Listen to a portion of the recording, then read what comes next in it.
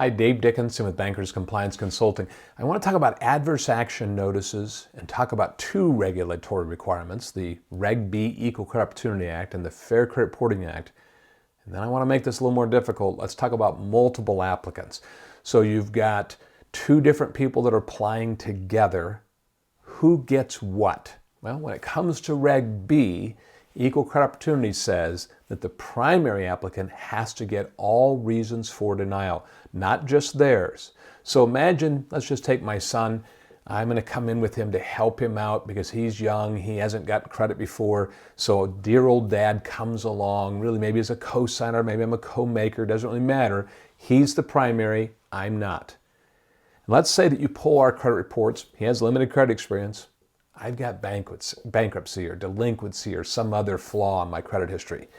You've got to tell the primary applicant all reasons. Now, you can tell me all the reasons as well, but you don't have to. You have to tell the primary applicant.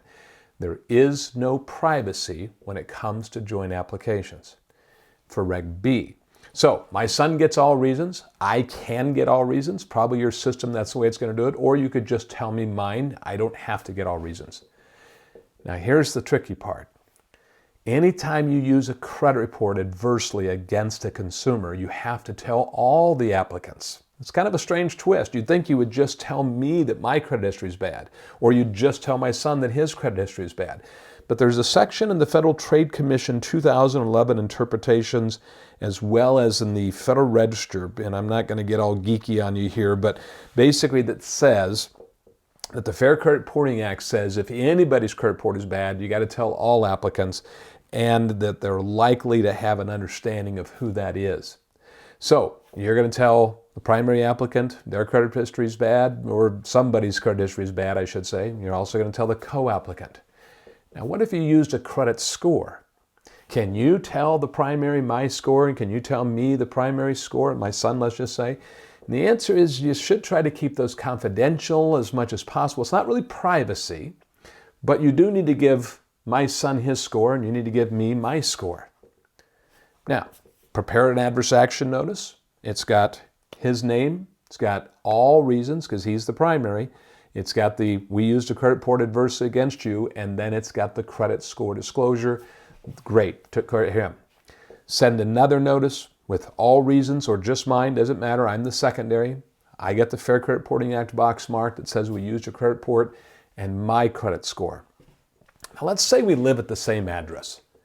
Can you put those in the same envelope and type them up to, my son's name is Jeremiah and Dave Dickinson? Can you do that? Well, the American Bankers Association wrote a letter to the regulators several years ago asking just that question, and the regulators said yes. They need to be separately prepared, but doesn't mean they can't be melded together.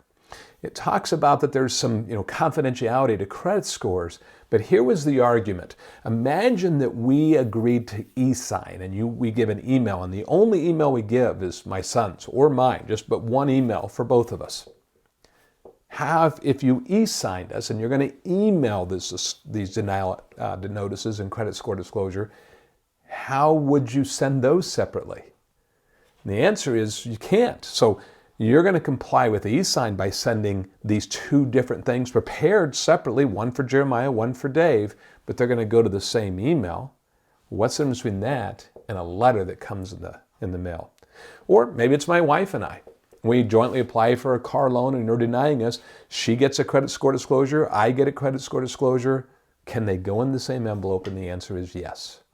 Now, that may not be your institution's procedures, but my question would be, why not? Why are you preparing two envelopes if you're doing it that way? Just want you to know that you can, with the credit score disclosure, do it that way. I need you to understand that the primary gets all reasons for denial.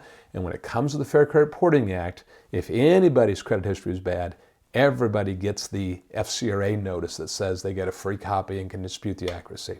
I hope this helps with your procedures on adverse action notices.